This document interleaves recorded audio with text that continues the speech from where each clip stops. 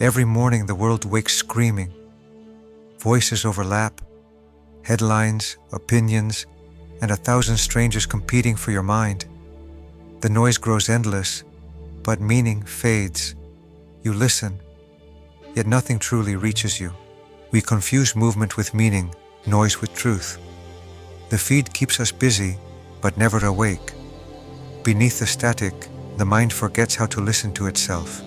The ancient Greeks had a word for this, Apatheia, not peace, paralysis. The stillness of a soul that no longer questions, no longer resists. It's not silence born of wisdom, but silence born of exhaustion.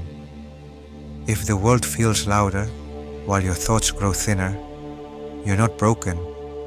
You're being trained to obey the noise instead of understanding it. That's how the thought plague begins. Everywhere you look, thoughts travel faster than truth. A headline appears and within seconds millions repeat it. No one asks where it came from or what it means. The idea spreads like light through fog, beautiful but blinding. Agreement has replaced understanding. We see a post with thousands of likes and assume it must be true. The ancient Greeks warned of this, nomos without logos, law without reason. Consensus has become our comfort. When everyone thinks alike, thought itself disappears. The Greeks said a city dreams when its people stop questioning. And in our age, the dream is endless scrolling, eyes open, minds asleep. The illusion feels peaceful until you try to wake. What if our age isn't the most informed, but the most hypnotized? Our minds once built civilizations. Now they build opinions. The thought plague doesn't destroy intelligence. It puts it to sleep. The ancient Greeks didn't treat thinking as a habit. They treated it as training. They called it Askēsis to psychēs, the exercise of the soul. To them, the mind wasn't something to express. It was something to discipline. Thinking for them was courage. When everyone agreed, the philosopher was the one who asked, "What if we're wrong?" Each question was an act of rebellion, not against society, but against sleep. Today, that question has vanished. We've built systems that reward obedience and speed, not depth. Our ancestors trained the mind to wrestle with truth. We train it to scroll. But the question still survives in those willing to pause, to stand still while the world runs past them, to see that thinking isn't just intelligence, it's devotion. And devotion takes practice. The sophists once taught men how to sound wise without being wise. Today, that art thrives again, in comment sections and podiums. Words no longer point toward truth. They're used to win. Aristotle called it the shadow of wisdom, cleverness without understanding. We've mastered that shadow. The more we speak, the less we say. Certainty is louder than ever. To question is to offend. We've traded dialogue for declaration and language for noise. Listen closely. Beneath all the shouting, there's a deeper silence, the silence of minds no longer seeking truth. Speech was meant to reveal, not disguise. The battle for thought no longer happens outside. It's inside your screen, inside your habits. You don't need change to be enslaved anymore, just constant stimulation. The modern mind doesn't face the world anymore. It faces itself. Every feed, every like, every mirror made of glass and code. We've become Narcissus, staring at our own reflection and calling it reality. Algorithms don't control what we think. They control what we see. And what we see shapes what we believe. The result isn't ignorance. It's illusion.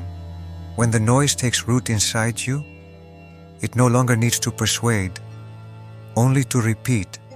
The thought plague doesn't silence you. It makes you speak what isn't yours.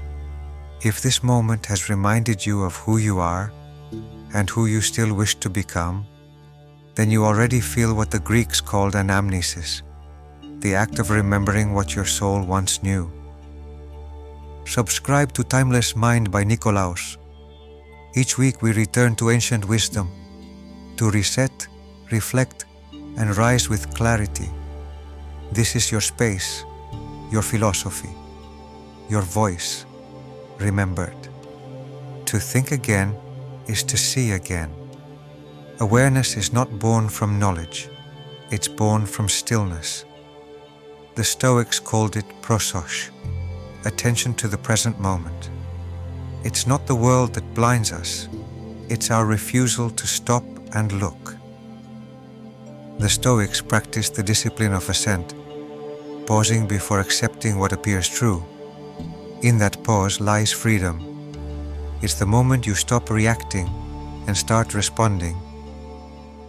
Clarity doesn't come from adding more information, but from removing distortion. When you stop chasing certainty, truth finally becomes visible. Every pause, every breath, every act of noticing is a quiet rebellion against chaos. To see clearly is not a talent, it's a discipline, and it begins with you. The mind that cannot doubt, cannot learn. To the ancients, certainty was a form of blindness. Socrates said the only true wisdom is knowing how little you know. That isn't despair, it's freedom. We carry our beliefs like armor, afraid to remove them even when they suffocate us. But what if truth isn't a shield to hold? What if it's the space that begins when the armor falls? Doubt is not the absence of truth, it's the beginning of wisdom. When you stop pretending to know, you finally make room for discovery. Only an empty cup can be filled. It takes courage to doubt, to stand in uncertainty and not collapse into fear. Every philosopher began there, alone with a question, and brave enough to ask it again tomorrow. When the noise fades, what remains is you, the quiet witness behind every thought. The mind isn't your master, it's your instrument, and silence is where you learn to play it. Stillness isn't the absence of movement, it's the presence of understanding. In stillness, every thought finds its place, every truth its voice. Wisdom isn't something you find, it's something that awakens inside you when the illusions fall away. The Greeks called it phōs, the light born within. When you reclaim your mind, you reclaim your world.